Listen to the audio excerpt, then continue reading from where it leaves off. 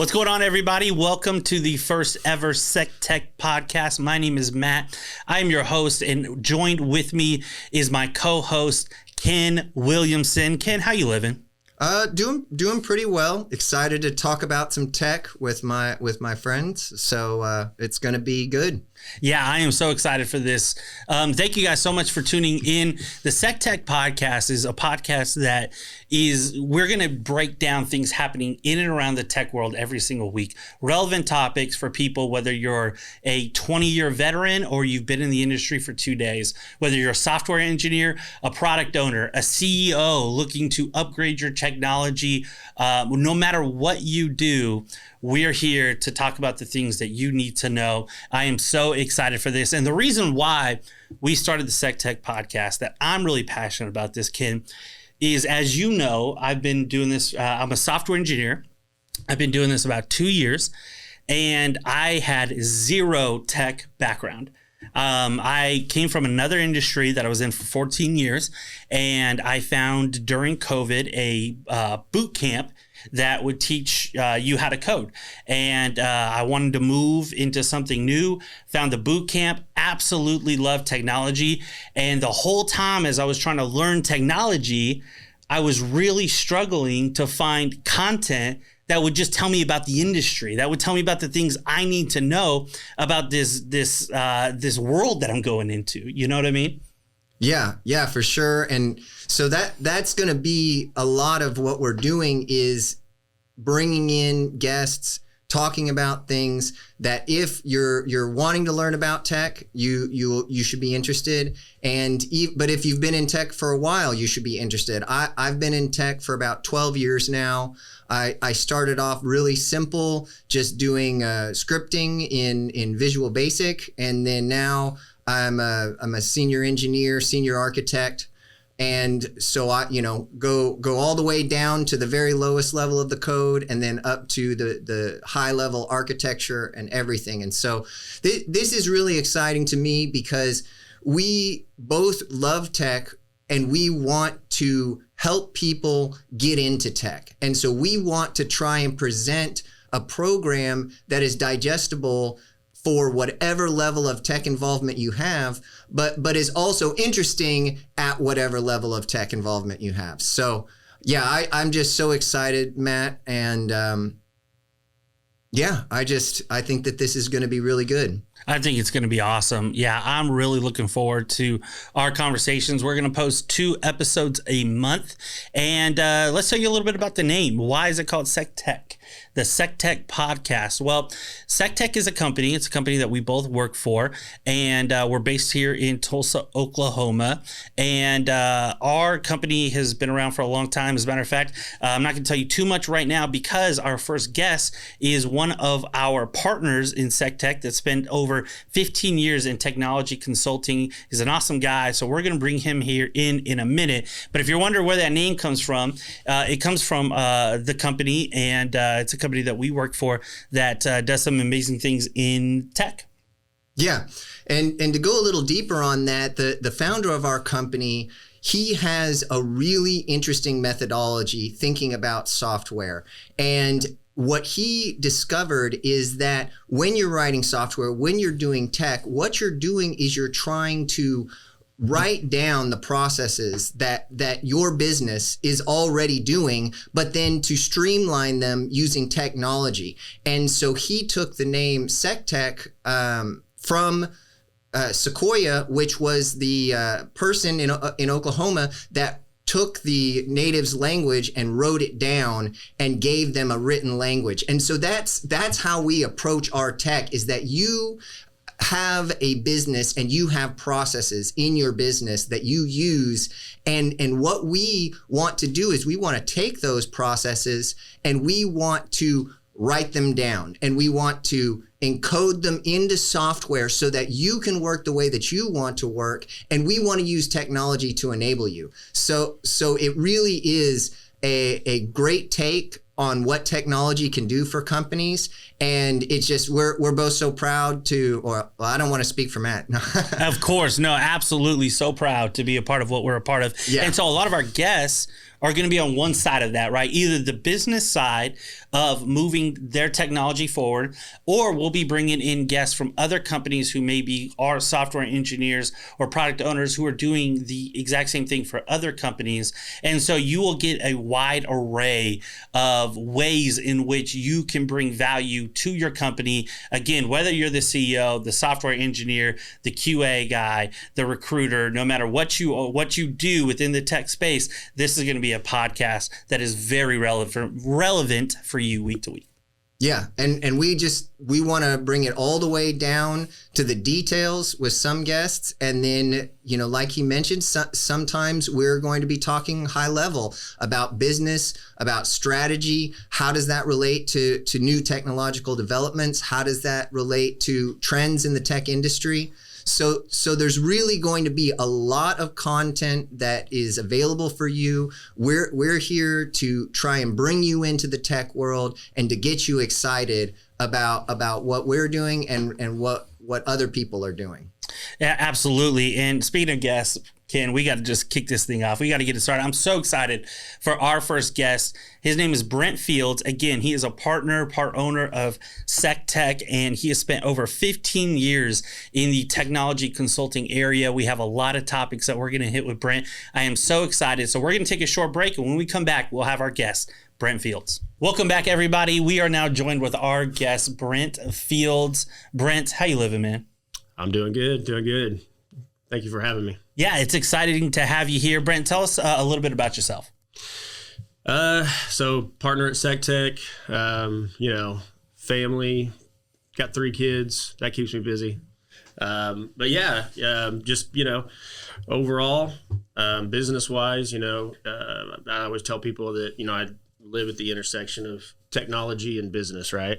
And so that's what I'm passionate about. That's what we're passionate about. So that's what excites us. And that's literally what the SEQTEK podcast is about. So you're the perfect first guest. That's perfect. Yeah. That's good. Brent, so here's the first question. We're just going to kick this off because you live in the world of what we call digital transformation. I'm somewhat newer to tech, right? About a couple years. When I first heard the word digital transformation, I had no idea what it means.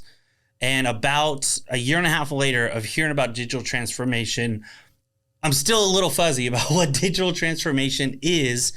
Tell us a little bit about what digital transformation just is. Let's just start right there. Yeah. So, digital transformation is one of those things that if you ask 10 different people, you would get 10 different answers, right? But essentially it's embedding technology into your business, right?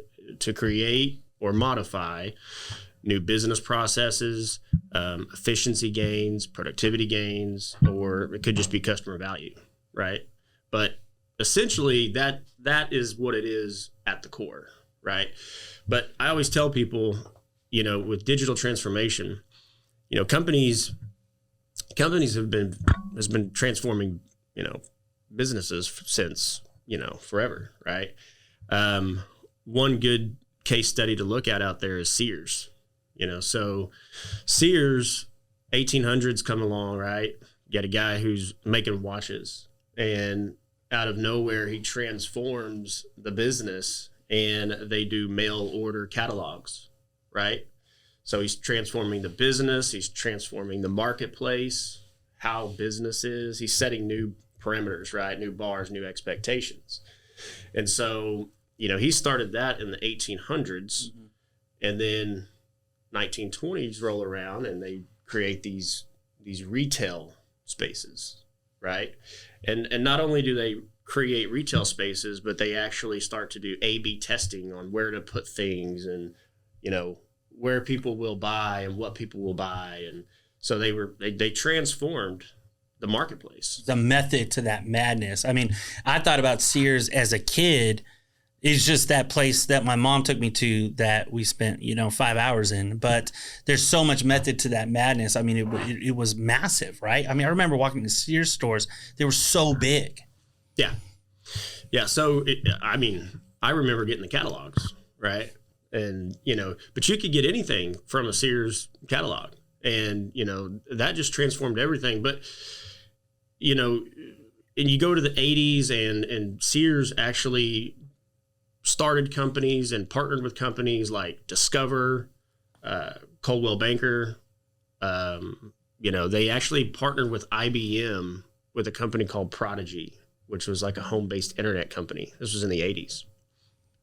And so you look at them and you're like, oh yeah, that's a transformative company, right? And so anyway, so businesses have always transformed. It's just now we do it with embedding technologies, right? So now you have this digital transformation explosion. Yeah.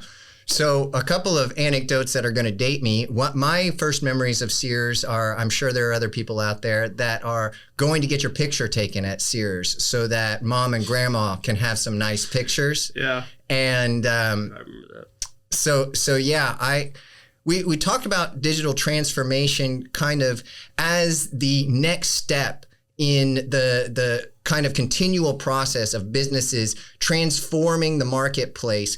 Let's dig a little bit deeper into that and talk some about, where do you see the most interest in digital transformation? Is this something that is only going to be interesting to the CTO or the CEO? Is this something is this something that is really the entire company that from top to bottom is going to experience this kind of transformation?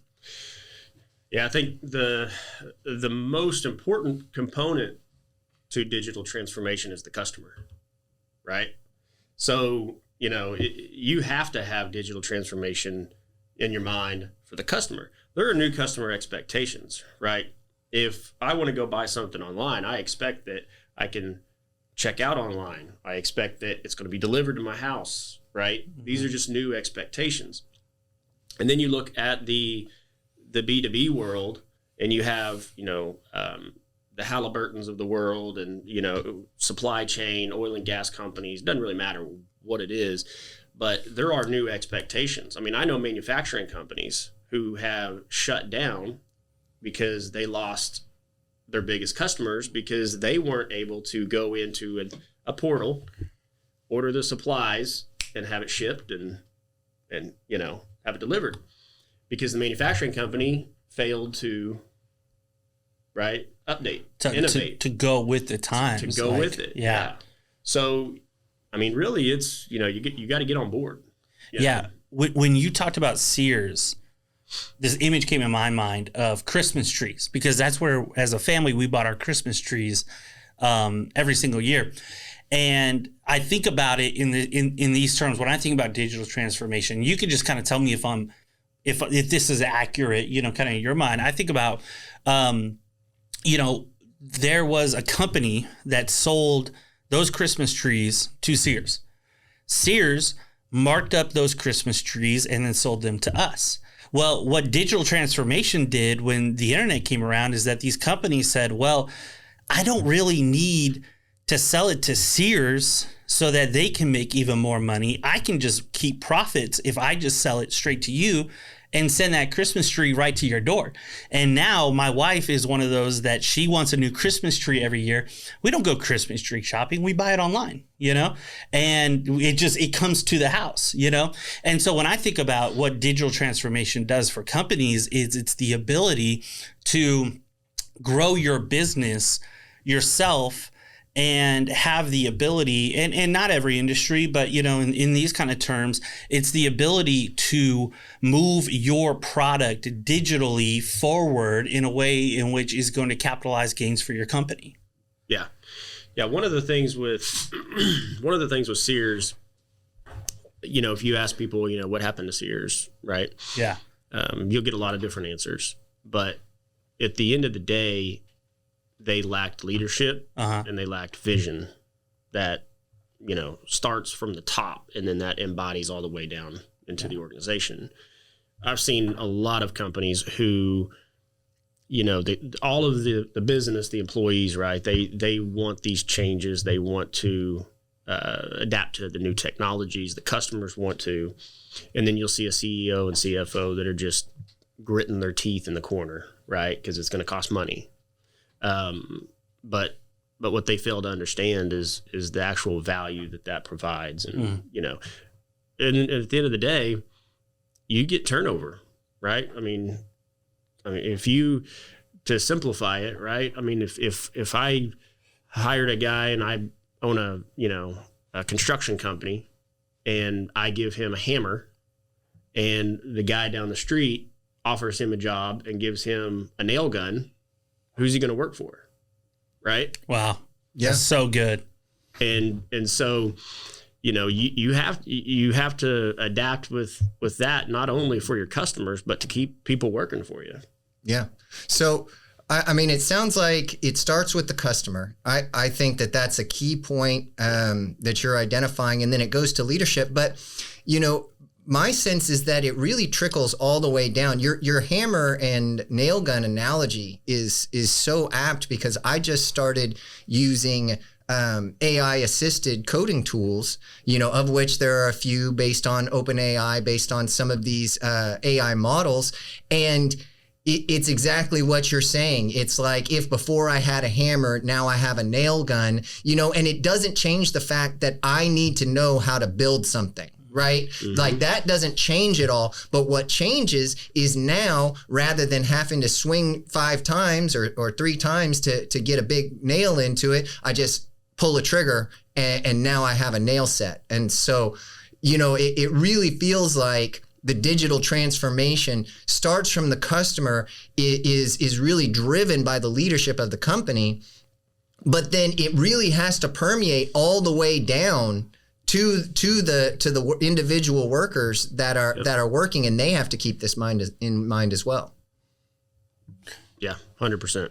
Yeah, absolutely. And so with that, because we start with the customer, and it trickles all the way up to leadership, just like you said. And one of the things I'm most fascinated by when it comes to digital transformation is what is keeping companies from moving forward, from just buying the nail gun, just to kind of stay with that analogy. It's like you have to sink a little bit more money into this investment, but the payoff is so much greater. So I'm just curious, from your perspective, because you have so much experience, so many relationships, in this space, what are the challenges that companies are facing when it comes to moving their digital transformation forward?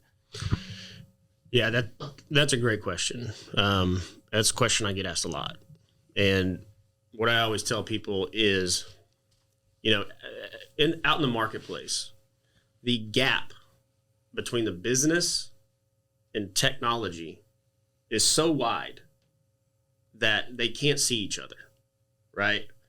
So, for example, let's say that you have a company, and what they're wanting to do is they want to automate, A process to B process, right? And that's going to require some software. That's going to require data. That's going to require architecture of how all that's going to work, right? That requires money. And the problem is, they see the price tag of that and they just don't know what they don't know, right? So the very immediate thing that happens is, okay, well, how can we do it for half that, right? I mean, that's the nature of the beast, right? Running a business, you do have to you got to think of these things, but it's the overwhelming, just knowledge that they don't understand, because it is a lot, right? I mean, when you get all the way down into how you collect data, how you store the data, how you analyze the data, how you visualize the data, right? I mean, when you get down to the nuts and bolts and software and data, that's what we do, right? When you get down to the nuts and bolts, CEO, CFO, the business, they don't understand that, right? I mean, how many times have you guys been on projects where somebody says, hey, how long will that take? Right? I think all the developers and engineers watching know the fear that question evokes in you, because you're exactly right, because they don't understand all the moving pieces. Going back to the nail gun analogy, if you ask them, how do you put the nail gun together, They wouldn't have any idea, and how do you put the house together? Well, we know that there's nails and there's wood and there's all these other pieces, but a lot of times your CEO and other people in leadership have a little bit of a hazy understanding of the details. So how does digital transformation, how does that bridge that gap? How do we bring these things together to really have a company that can move forward in this world that as we've already said, is becoming digitized all the way from the very highest parts down to your individual workers working on their, on their code or on their product or whatever? Yeah, I think that, leaders that understand, hey, we need to transform the business, right? Whether it's digitally or whether it's, Sears in the late 1800s, right? Leaders who understand we need to transform the business understand that technology is where we're at right now, right? In the 1800s, you had the railroads. Well, guess what Sears did? They utilized the railroads. And they utilized the postal service to get the catalogs out, right? Okay, so they were doing this back in the 1800s of transforming the business. Well, now the way you transform your business, it's not the railroad, it's not the postal service, it's technology, right? And so leaders who understand that, okay, here's how we're going to transform the business in the 21st century, right? They understand that, okay, we've got to get our technology up to date. We've got to get our business processes automated. We have to provide the highest value we can to our customer. And then also we have to provide the highest quality we can for our employees, right? But it really comes down to the leadership and then how that trickles down through the business. I mean, we work with a lot of companies, and it's easy for me to go into a company and look and say, okay, yeah, this company's not really forward thinking, right? There's two mindsets, right? If it's not broke, don't fix it, right? And then there's how do we get better? I mean, take Chick-fil-A, for example. Chick-fil-A has... I love some Chick-fil-A. Chick-fil-A, man, it's Jesus chicken. Chick-fil-A has a innovation center, right? And they're analyzing drive-through rates, they're analyzing, all these different patterns, but they have an innovation center. So it's no surprise that, that they're one of the top companies out there. McDonald's bought an AI Israeli company. Wow. So, I mean, these are companies who are forward-thinking. Right. Yeah, when I think about that, I heard a guy say once that the year Ford sold their first 1 million cars in the year, there was still a guy buying 500,000 horses. And that guy, he lost, because here was this new technology and he was still buying the old thing. Right. Yeah. And I love that analogy in what you're saying, because it just feels like, for your business, and we all know that there's risk in building a business, and there's a lot of things that are scary, but there are certain risks that are worth taking, and it just seems like we're it should be obvious that technology is one of those risks worth taking, but it just doesn't always feel that way. Mm-hmm. How do you bridge this gap? One of the big things that developers deal with, and they come into a situation and they'll be what is often termed legacy code that maybe was written in the early 2000s, in the 90s, even in the 80s, that is and so much of it was written with the idea that, hey, we just need to get something that works now so that we can then come back later and then we'll fix it. But then what ends up happening is that it never gets fixed and it just metastasizes to a point where developers are spending all their time trying to understand this code, trying to figure out how what the business wants. How do I fit this into here? How do I fit this big monster into these new processes? Talking about digital transformation, how do you deal with it? How do you go into a company and explain to them what you're talking about and how it relates to them and maybe their technology that they've had for 20, 30 years? Yeah, the the simplest way that I can break it down is all these companies out there that have their applications, right? The way that I look at it is these applications that are out there, they're like old homes, right? You have people, so this home was built 30 years ago, 40 years ago, whatever that might be, but you have had people that have lived in that home over the last 10 years, 20 years, whatever, right? In the technology world of an application, you've got people that move in every 2 to 3 years, right? Yeah. So, so let's just say it's a home and somebody moves in and there is an electrical problem over in the wall, right? Upstairs in the back room, okay? And let's say he goes up there and he's going to go in and he's going to cut open the drywall and he's going to patch it up, right? And he fixes it, but he fixes it to about 80%, right? Just get it working. Just get it working. So, electricity's back on. We're happy. Everybody's happy. He goes on about his day. He moves out, right? New guy moves in. Okay, electric doesn't work. What's he do?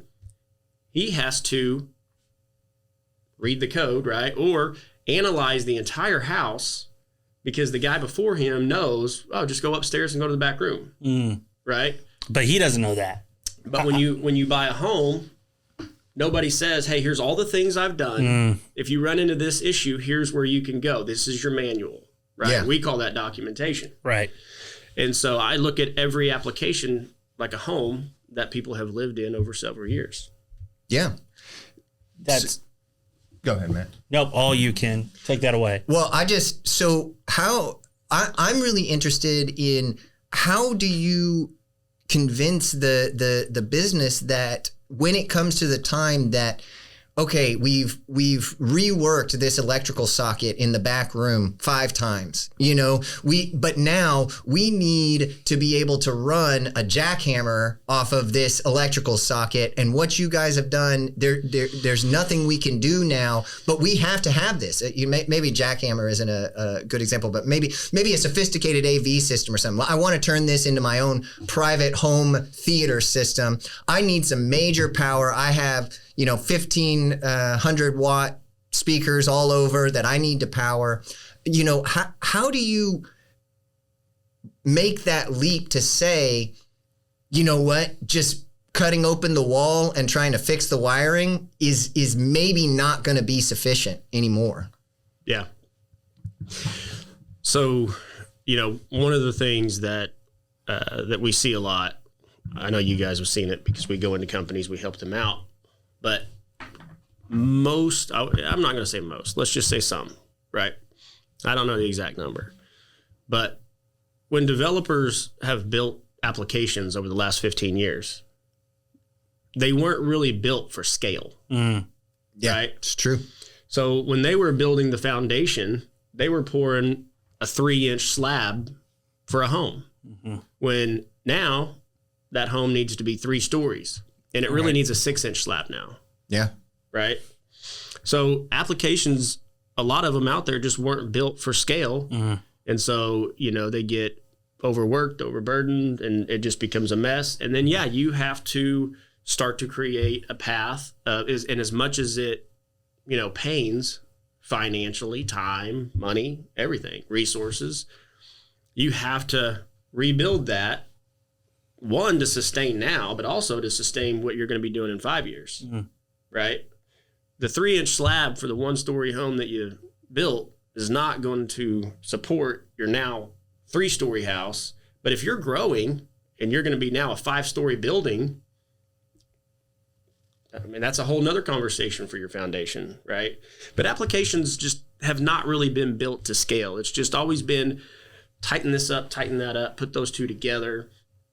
And now I think when we build applications, we do have that thought process, right? Of, okay, we got to build this, but we got to build it in a way that it can scale. Yeah. Prior, that just wasn't really a big front of the mindset kind of idea of way of coding. What do they call it? The amygdala? Yeah. Not on the amygdala. I have no idea if I'm getting that right. Yeah, no, absolutely. One of the things that I wanted to follow up on that you said is, you were talking about there's typically a guy who kind of like, he knows that like there's a problem, but he never really tells the other guy in the house, that kind of analogy. And so you're just like looking around the whole house. I think one of the things that's really interesting because we're both software engineers, and one of the things that I find a lot in the industry is from my perspective, and I want your opinion on this because I don't know if this is necessarily 100%, but that there's high turnover right now within the tech industry. That's how it feels to me. And it feels like a lot of that is because a lot of companies, they want the short solution, and the software engineer provides the short solution, and the team provides the short solution, the efficient solution, that's maybe cut some corners. And then when that thing kind of falls apart, who gets blamed, and it's the software engineer, right?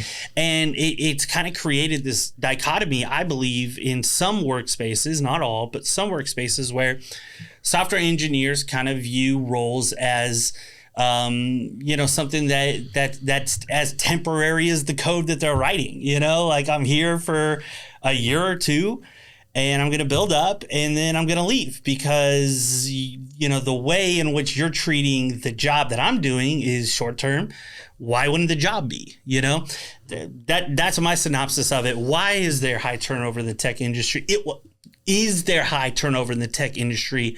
If so, if I'm accurate on that, why? So the short answer to that is leadership, right? This goes back to, what is your culture? Are we forward-thinking culture? Are we let's just get it done culture, right? Your best talent wants to work on the best teams and wants to work for the best leaders. Right? Sports players. Sports players want to work with the best talent out there with the best coaches, right? It's no different with software developers or any tech talent or really anybody. But if I'm a software developer, I want to know that my leader is forward thinking. I want to know that if we need resources, he's going to get us resources, right? Mm-hmm. That's what I want to know. But if I got the feeling that every time we're going to need resources or we're wanting to do a new project or, test and design some things that we're going to get kickback, they're out, right? I mean, I've talked to, hundreds of developers who have said, well, we have a team of 5, but really our team needs to be 10. Yeah. Right. And so you have this vicious cycle that goes on out in the market, right? And what happens is you have a developer and the team is understaffed. So you don't have the capacity to support the business. So what happens is that puts stress on the team. Then that guy leaves. Then they're looking for a replacement. Now they're really understaffed, right? More stress on the team. They hire a new guy. That takes 6 months to ramp up. Well, during that process, you just lost another guy. Yeah. Right? And it's just this vicious cycle. And then you get leaders who say, why can't we keep our developers? Yeah. Yeah. So on that, in the news right now, everybody's talking about big tech and tech layoffs. And do you see that as something that's fundamentally changing the tech market, having all this new talent on the job market? Or is it something where it may not be exactly what it seems, because most tech companies are not Amazons, are not Facebooks, are not Googles, right? And so even if they're going through a phase of layoffs, how do you see that? Do you see that as just something that they're dealing with, or is that something that the whole tech industry is getting ready to deal with? Yeah, so as far as the tech layoffs, I mean, you have to realize when you see tech layoffs in the news, I mean, those are all stock-driven companies. Yeah. Right? Okay. And so if a stock's going down, layoffs will generally help that stock go back up, right? But what people fail to understand is that they're not laying off their They're great developers. They're great data scientists. They're not laying these kinds of people off, right? What happens is, you swell up and you add all of these, people, and then you add 5 managers per division, right? And then, okay, well, we got to do layoffs because we got to please our shareholders. So what do? Let's do some layoffs. We'll cut it down from 5 managers to 2 in each department, and we'll go ahead and cut off, maybe we had a team of 10 QAs. Well, let's cut that down to 5 QAs, right? So you kind of start to trim around the company where you can. But even with that, I met with a company out of California. They did layoffs, and I had an Excel sheet of like 15 to 20 developers. And I kid you not, in 2-3 weeks, we had our recruiters talking to them. 2 to 3 weeks, all hired. Wow. Yeah, that's been my sense too, is that it sounds great as headlines. Oh, there's a big shakeup in tech. But the reality is if you're talented and motivated in tech, and you are someone that wants to keep learning, wants to keep growing, wants to keep providing value, then there's always going to be a place for you, because it seems to me that this industry is just getting bigger, and it kind of feeds into what you were talking about, digital transformation, as every company has this realization that they need to either figure out what their digital transformation looks like, or they need to, hang up their shingle. Where do you see that going? Well, to help better answer your question, help me a little bit more with the question that you just asked. Well, I just want you to talk a little bit about, do you see this market continuing to grow, and that companies are going to need more talent as time progresses, as more companies start adopting their digital transformation? Or do you think that these layoffs that we're seeing, you kind of alluded to it, but do you see that as a trend in the overall market, the big layoffs? Yeah. No, I think last year there was estimated $2 trillion spent in the digital transformation world. But no, every CAGR percentage out there that you look at for software, for data, for everything else, it's all growing. So the demand is only getting higher, right? And so even when you see big tech layoffs or whatever, well, let's just say that demand is 10, right? And supply is 6, right? We're going to go do layoffs. The demand's still 10 out there, right? It may have went to 9 or whatever, but we're still, you see what I'm saying? The ratios are still off. So as those people hit the market, they're back to work. And then, you look at small companies and mid-sized companies. If they're doing layoffs, I can tell you, they're not laying off their dev teams. They're not laying off their technology teams. And so I say all that to say that, there's no, as far as a trend goes, no, you're not gonna see, we're gonna start laying off more of our tech talent. There's just too much demand out there and just not enough supply. Yeah, that kind of brings me to something that I'm really fascinated by in this topic. So literally 3 days ago, I saw a guy on Instagram, on social media, post a video about tech layoffs. And big tech layoffs. And this guy is an oculoplastic surgeon, has nothing to do with technology, knows nothing about technology. And the guy who made the video is just kind of a TikTok, content creator who knows nothing about technology and isn't in technology. So why are these guys who aren't really in the space talking about tech layoffs? Well, it was because the content was centered around this guy talking about how he thinks it's kind of odd that so many people are talking about tech layoffs when in all reality, what he saw from his perspective was a bunch of people on TikTok every day doing day in the life videos of a software engineer at X big tech company. And it was like 10 a.m. I made a smoothie. 12 p.m. we walked through a garden. 3 p.m. we went to the company, Starbucks, and had a debrief. And it was just so unrealistic to what the job actually is. Yeah.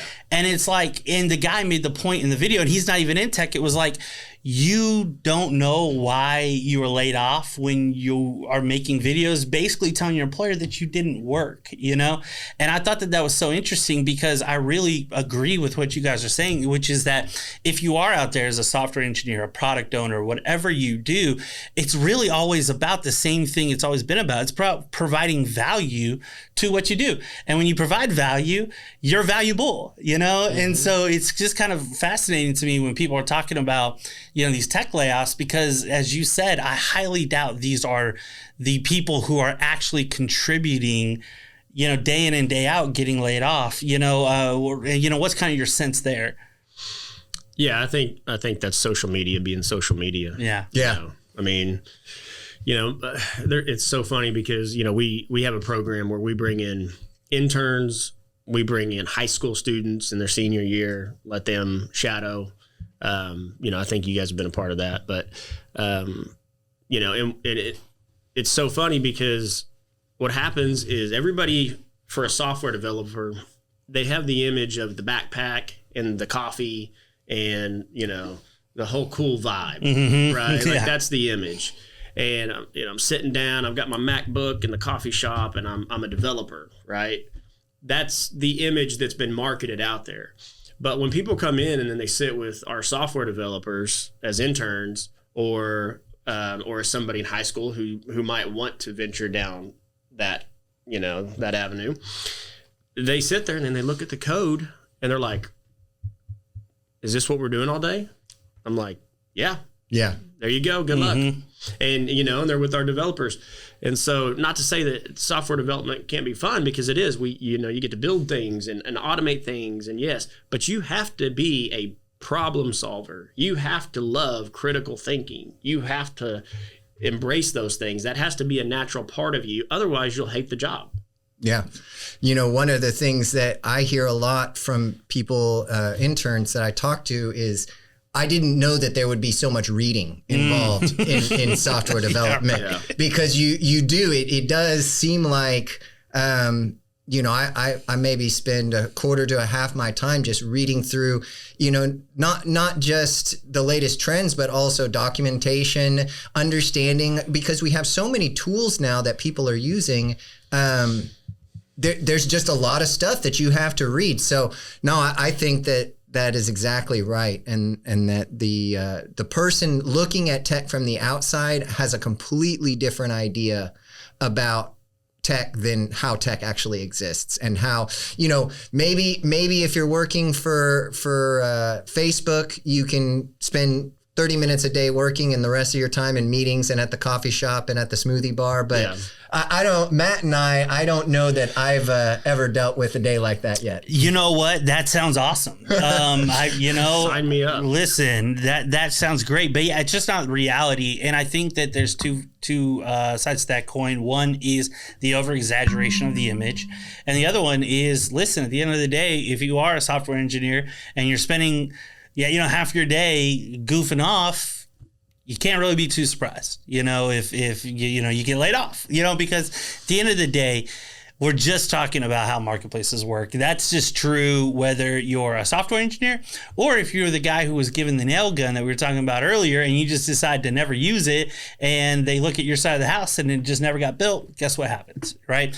It's the same outcome. And so, yeah, I think that is such valuable perspective on so many fronts, man. I think we can keep going all day. Unfortunately, Brent, we are out of time with you, but we want to thank you so much for coming. Thank you, Ken, our co-host, and thank you, all of you, for listening to the first ever SEQTEK podcast. We are going to be back in 2 weeks.